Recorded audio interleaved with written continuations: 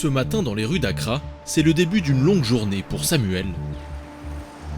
Ce coursier qui travaille pour une grande enseigne de livraison à domicile sillonne les rues de la capitale ghanéenne pour livrer des repas.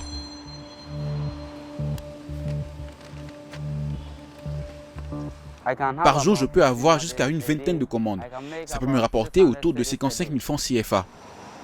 En une journée, Samuel et sa moto peuvent parcourir entre 100 et 300 km. Jusqu'il y a 2 mois, il dépensait chaque semaine des dizaines de milliers de francs CFA en carburant. Bonjour collègues, comment vont les affaires aujourd'hui? Mais grâce à sa nouvelle moto, contrairement à nombre de ses collègues livreurs, il n'a plus besoin de se rendre en station-service. La raison, celle-ci fonctionne à l'électricité. Ainsi, il économise près de 60% en énergie.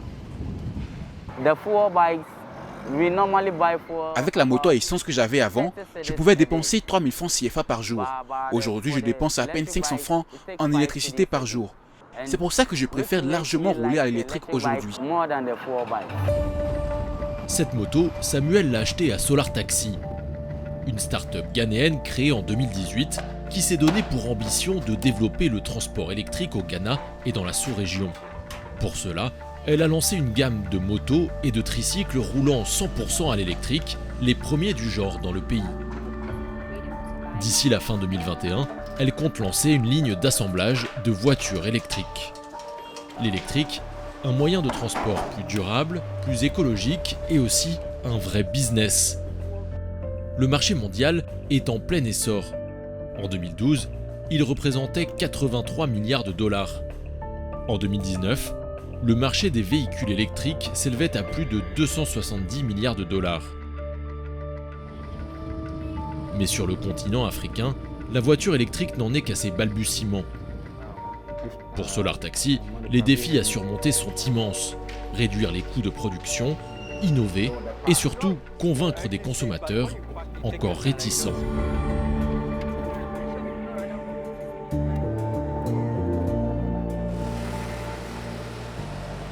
Direction Koumassi, la deuxième plus grande ville du pays.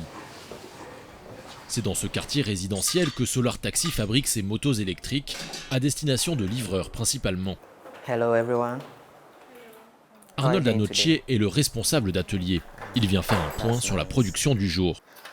How many bikes have we been able to assemble today? Combien de motos avez-vous assemblées aujourd'hui? Il faut qu'à la fin de la journée, vous en ayez assemblé 5. Ici, pas de machine d'assemblage, les motos sont montées entièrement à la main. Comptez en moyenne 2 à 3 heures pour une moto. Bien que la productivité soit faible, la jeune entreprise a décidé de fabriquer sur place pour une raison simple. Cela lui revient moins cher que de les importer déjà assemblées d'Europe ou d'Asie. Assembler nous-mêmes ces motos électriques au Ghana coûte entre 270 et 370 000 francs de moins que de les importer déjà assemblées de Chine.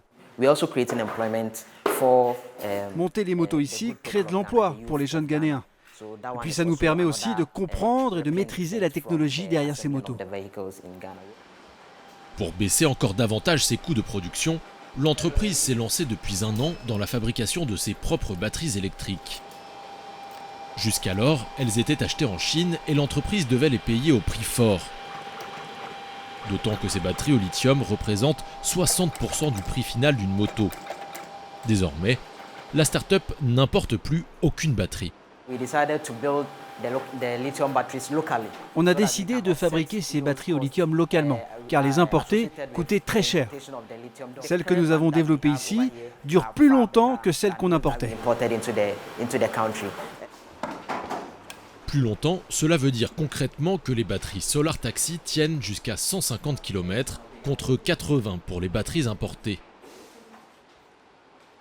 Si l'entreprise tente le plus possible de réduire ses coûts de production, c'est pour gagner en compétitivité par rapport aux motos à essence vendues sur le marché ghanéen.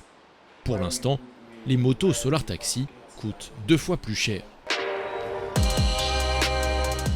Retour à Accra. L'homme qui croit dur comme fer au développement de l'électrique dans le pays, c'est lui, Georges Apia, 32 ans. Comme tous les matins, il part travailler au volant de sa voiture électrique. Ce titulaire d'un master en énergie qui a fait ses études au Ghana a créé Solar Taxi sur fonds propres il y a 4 ans. En 2019, il gagne un concours de start-up organisé par la fondation Mastercard et reçoit 45 millions de francs CFA pour se lancer. Avec une conviction chevillée au corps, l'électrique est la solution d'avenir pour le transport en Afrique.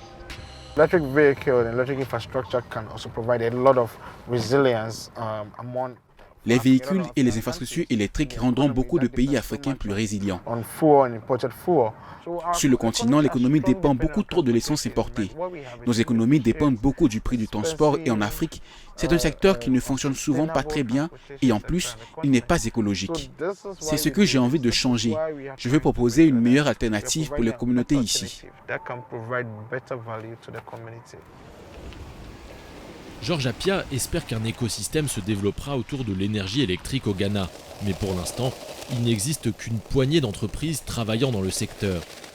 Un secteur qui n'est pas encore soutenu par l'État. Alors pour ces entrepreneurs ghanéens de l'électrique, les défis sont nombreux. C'est un sacré défi de créer une entreprise de véhicules électriques. L'écosystème n'existe pas vraiment encore ici, tout est à faire. Dans l'entrepreneuriat vert au Ghana, on est des pionniers, on doit tout construire. Depuis notre propre chaîne d'approvisionnement à notre expertise en passant par notre clientèle. On doit s'investir énormément pour avancer, surtout qu'il n'y a pas encore de politique publique pour soutenir cette industrie.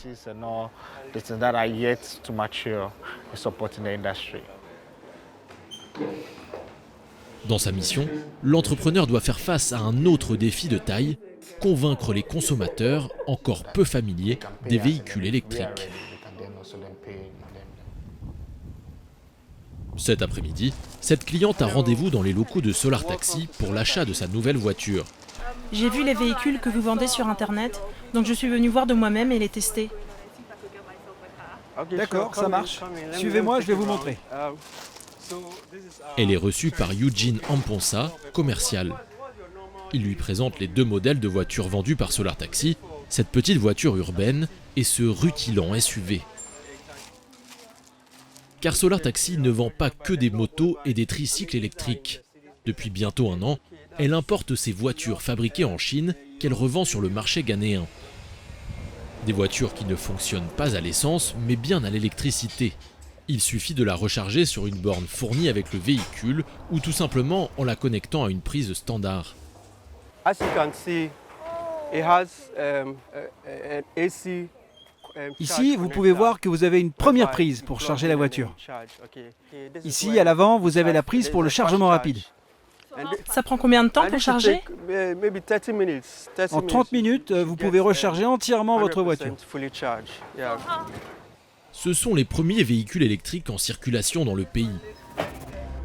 Ce 4x4 urbain a été acheté par l'entreprise 12 500 000 francs CFA au fournisseur chinois, la marque Chery. Elle sera revendue au Ghana 13 millions de francs CFA, soit une plus-value faible de 500 000 francs. Et ce, pour rester compétitif par rapport aux véhicules à essence.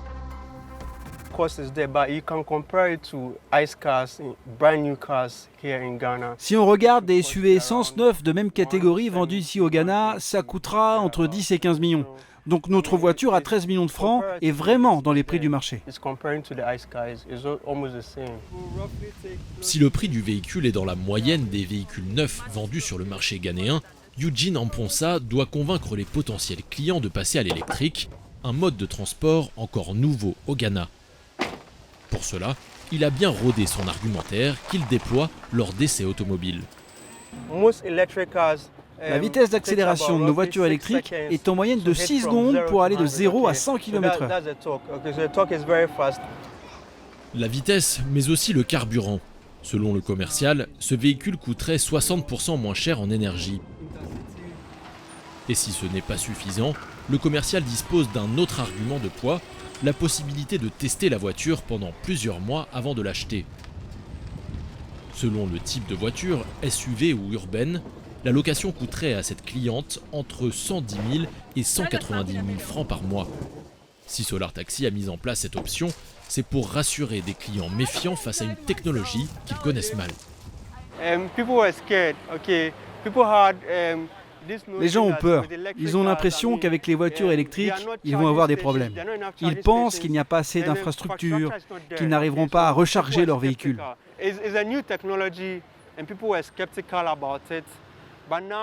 C'est une nouvelle technologie et les gens sont sceptiques. Je suis sûr que peu à peu, ils vont s'habituer à ce nouveau mode de transport. Au total, Solar Taxi a loué ou vendu une vingtaine de voitures électriques. D'ici un mois, elle en recevra 20 de plus. Toutes sont déjà réservées. Face à une demande en constante augmentation, aussi bien pour les motos que pour les voitures, la start-up compte ouvrir une unité d'assemblage de véhicules électriques d'ici la fin de l'année. Et pour anticiper l'accélération de son activité, elle a décidé d'investir dans la formation. Bonjour à toutes, bienvenue dans les locaux de Solar Taxi. Ce jour-là, dans les locaux de Solar Taxi, ces jeunes femmes sont en plein cours de mécanique automobile. C'est ici que l'on construit toutes les motos électriques qu'on voit à l'extérieur. De ce côté-là, on a la partie de construction des châssis.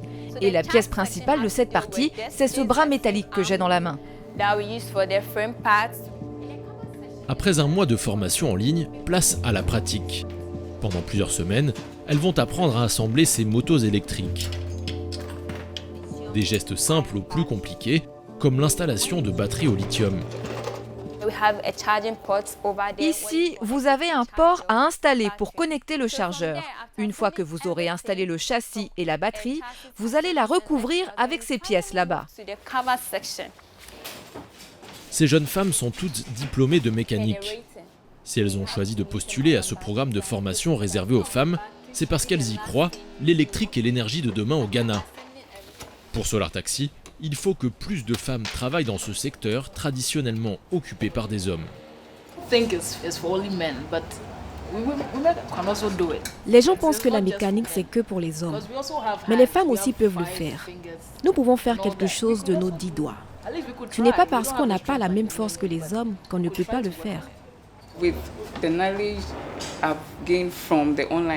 Avec tout ce que j'ai appris lors des cours en ligne et ce que je vais apprendre pendant la formation pratique, je suis sûre que je pourrai continuer à travailler ici ou alors dans une autre entreprise qui travaille sur la mobilité électrique.